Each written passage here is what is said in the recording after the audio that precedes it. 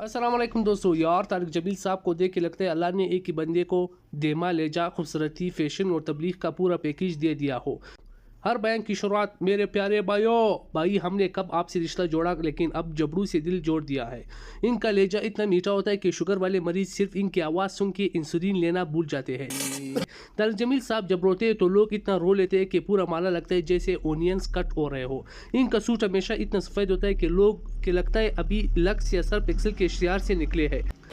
अच्छा, मौलाना की बातों में इतना असर होता है कि एक बार इनके बयान के बाद एक चर्सी ने सिगरेट छोड़ के तस्बीह पकड़ ली।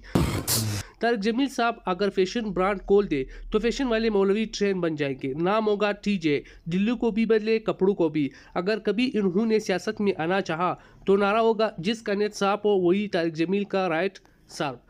थैंक्स। अगर आप लोग को ये वीडियो पसंद आई तो चैनल को लाजमी सब्सक्राइब करो, लाइक करो, शेयर करो। तब तक फिर मिलते हैं अगली वीडियो में। फिलहाल अल्लाह हाफिज़।